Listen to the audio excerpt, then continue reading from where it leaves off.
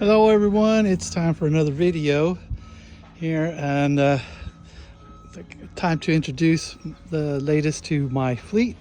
This is the Caterpillar 299D XHP that I picked up at an unbelievable steal of a price.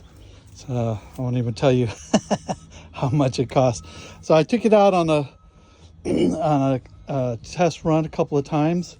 I got to use my brush cat on there, the 6 foot wide brush cat. That it was high flow, and finally got to use it on a high flow. So a couple of things about this Caterpillar. Never had one before. I've driven a few. Oh, there's my fire extinguisher. Picked those up. I think they're $35, $39 at Costco. What I like about these is they have the bracket that you can bolt them down, and this holds it firmly on there. So I got a couple on all my skid steers and tractors. So I like this. It has a reversing fan on it, so when it starts being caked up with the seeds and the dust and everything, whatever, you can program it inside the cab for how often you want it to come on. I got it set for, I think it's every 15 minutes for 10 seconds. And it'll reverse the fan, and you can see all the dust fly up in the air, which is great, and blows out this tube because this is the air conditioner condenser. There's the camera for it. This is a suspended chassis on there, so a lot of people don't like it. Those are the suspension joints on there. It's not directly bolted to the frame, these tracks, so it is a little while getting used to it because it kind of like jerks back and forth as you stop and go, and that's kind of unnerving sometimes. The last job I did, there's another one, my fire extinguisher. We ended up starting late in the day. It's like 6 acres. Took this one and the Bobcat with the 72-inch Skid Pro X4. That thing is a beast. I leave the doors open because of rats. You don't want rats going there and find nests in there. So I always leave those open. Apologize for the neighbor's noise there. But anyway, we ended up working late, and these incandescent bulbs just weren't cutting it. So I put in LEDs in there, bulbs, and hope that was bright enough. But even if it wasn't, I put these LED light bars on the front and the little ones on the side, make sure they clear the arms. It was really dusty, so we needed more light. Both of us did. The inside of the cab, couple of additions I put. I gotta accessorize mine. This is an Amazon Basics cup adapter, so the cup holder is really small and shallow. This thing it expands and grasps the inside of the existing cup holder, so you can put your cell phone in there, you can put a bigger jug in there, whatever. So that's nice. Then I put my phone holder there. That seemed like the best way to put it, best place to put it, so I can see my phone and answer any calls or texts as I'm working. And in the back there, you can see I put a little plastic box, like a Tupperware box, as a Sterilite. Velcroed it back there because there's no place to put anything. You want to put a snack or anything else, extra rag or tool or something. There's no place really to put anything. I was thinking about putting something down there, but down by your feet, stuff falls down there and it gets lost. But anyway, I thought that would be handy for now. And this tractor has air suspension, so you push on that button there and it'll inflate it. You get a little air ride there, which is nice. The armrests are adjustable. They slide back and forth. You lift up on these levers and they slide back and forth. And it has air conditioning, of course. The polycarbonate shatterproof door. It's a nice addition. I think they call this the land management package. I didn't know this until I got it. This thing right here, all it is it has a jumper wire to cross between two wires in there. I think there's 13 pins, so you got to cross 2 pins. This thing here, I think it was $85, something ridiculous like that. You can make your own jumper pin, but this is the Caterpillar one. And you need this to let the machine know that you have a high flow attachment on there, or will not go into high flow even though you flip the switch on the inside. And this machine right here is high flow, so it kicks it up to the 40 gallons per minute, and it'll run high flow on either one of the bigger connectors or the smaller connectors, so that's nice. I don't have to get special adapters for my machines here. And what else? I went through the grease to everything, had all the oils changed, air filter, fuel filter, hydraulic filters, and greased everything up. And yeah, she performs like a champ. That spill right there was because I took off the heads because of these hoses that had 90-degree on here, and they were sticking out this way, and I didn't like that. I wanted them to come straight out there because they were hanging on the edge of this. Didn't like that. Eventually wear a hole. But anyway, really liked this thing. It really performed really well. I drove off into a ditch because it was dark and the weeds were really tall, and I thought I could cross into this field that I was about to mow, and the ditch was like 4 feet deep, and I was all cockeyed sideways. But I just pushed through it and it climbed right out of it. Went down a little bit the length of it, and found just, I was able to get out of it. So this thing is a beast.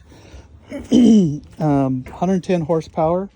It's a 2014 299D. It's not the D1, D2, or D3. It's not the XE. It's the XHP, and it's a beast. Oh, another thing, the auxiliary hydraulic cooler up there, the fan wasn't working, and my goodness, Caterpillar parts are beyond imaginably expensive. They're ridiculously. They wanted $500 for that fan. I put in a radiator, high flow electric fan, and wired that in there to assist with the cooling of the radiator. So that's the auxiliary hydraulic cooler. That was ridiculous. The camera wasn't working when I got this either. Inside the camera there, it's on the screen. After we lifted it open, found there was some chafing, and looked like the video cable had been damaged somehow over the years, and we replaced it. But you can't guess within $100 how much that cable was. $250 for a stupid 6-foot video cable. And thank God it worked, because I was taking that sucker back. And anyway, so I really like this thing. I'm looking forward to using it. The thing weighs 12,000 pounds, plus you throw on a 1,800 pound mower, or 1,500, whatever that one weighs. That one I think is 1,800, the X4 Skid Pro. And I had to get another trailer, so this is the newest addition of my trailer fleet. That's a 18,000 GVW trailer, tilt also. So this thing barely fits on there. I got maybe 1.5 inches between both sides of fitting it on this trailer. So, but that's what you need. You need something to move it with, or you're gonna break it. I don't have a gooseneck. Don't want a gooseneck, because I have to back up a really steep driveway to get into my house here. And there's only one way in, one way out, and they tell me it'd probably tear up the gooseneck. Tell me what you guys think. Is it worth it? Also, I have a ladder rack, or a lumber rack, whatever they call it, on my pickup, which I like having, because it's like having a trailer. You want to pick up some lumber, some plywood, you just throw it on top of that lumber rack, and it's a done deal. You don't have to pull out your tractor. Oh, here's another thing too. My Norm Engineering bucket, I was going to sell this because this thing is super big, super heavy, and the only thing I would use it on is my S750, and it kind of overloaded this trailer. This is 14,000 GVW. They tell me it has 8,000 pound axles, and they're straight axles, and those are torsion axles. So you know, the torsion axles don't handle the weight as well. They're likely to flex and bend out. But I was 30,000 pounds right there, or 32,000 pounds. And I think you're supposed to have like 26,000. Max is 26,000. Anyway, so I'm going to put this on that. If I case I need to do some damage and move a lot of dirt. I'm looking forward to using that someday. Otherwise, I'm out. Give me some thumbs up. Give me some love there. Some subscribe if you like, and I'll be adding some more stuff this upcoming year, using my new equipment, doing a little more grading. And I know I was initially mostly talking about the vent tracks. I don't have any more vent tracks.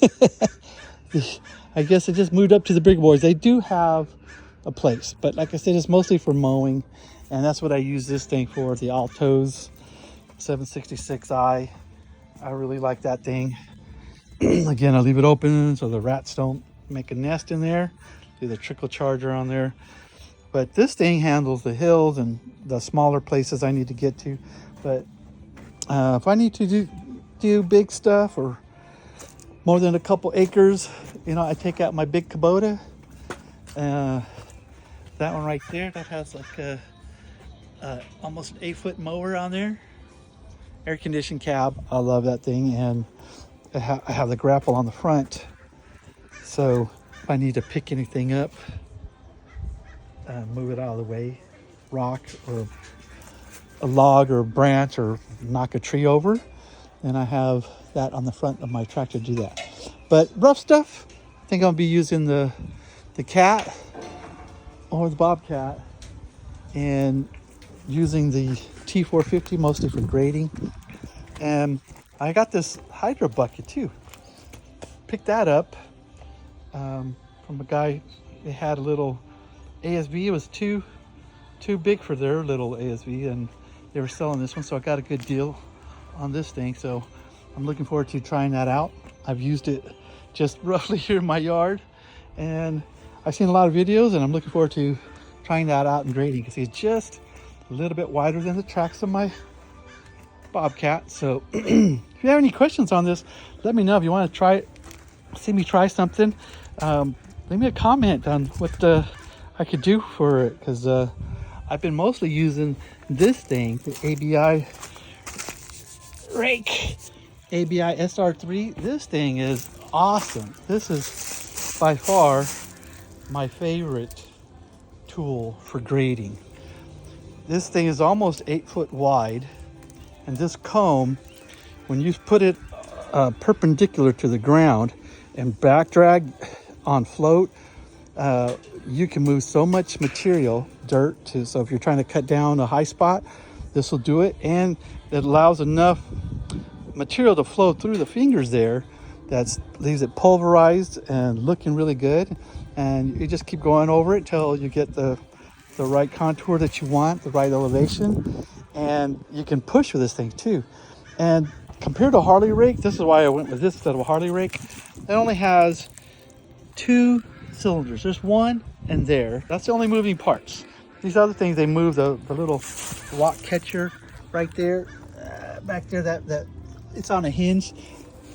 It's not likely to break. That one's leaking, so I need to get that one repaired. I should do that in the off season here while I get a chance. But a Harley rake, you look at all the moving parts on a Harley rake, and it doesn't get down that deep. This thing does, in my opinion, everything a Harley rake does at half the price, and it's awesome. They're built like tanks. You can see the thickness of the I-beams is just a beast. So anyway, leave me some questions if you like, comments, and I usually get back to everybody. And here's another addition I wanted to tell you about. This thing here, I got this on Amazon. This is a solar powered video camera, and I had this one, and this is wireless also, and it just the viewfinder, the screen was 5 inches, and when you're bouncing around there, you can't really see what you're doing. So I need to take that one off. And what I ended up doing is getting this one, and this was like, I think $120 on Amazon. And this comes with a 7-inch screen, and I mounted it up here, and all you have to do is plug this in, and once it's plugged in, you just hit that button and it comes on, and then it activates the screen, and this talks to the camera back there, and in a minute the camera will appear. There's your screen right there. Didn't have to touch the camera's always on standby, and there you go. You can see right behind me. You can adjust these lines up or down. Same thing like in the Caterpillar, you can spread them out, point them up or down, so you can calibrate so you know what's red. You know, red is 2 feet or 1 foot, whatever you like. Anyway, totally independent of my other screen there. And you can see it mounted up there. It has these 2 long range antennas. It comes with a short range and long range. I don't care. It's only 5 feet away. I just put the long ones on there because I'm probably going to lose the extra antennas. It comes with 2 sets. But this thing is amazing. You can put 2 cameras on it, but look how clear it is. And look how big it is. So I can see where I'm going back there. And it's really good at night. I touch this, turns it off, boom, it's off. It has really good infrared lights back there, so you can see where you're going. And I need to leave that back door open too. Yeah, in case they want to get back there and do some nesting. So anyway, again, for the 3rd time, 4th time, over and out.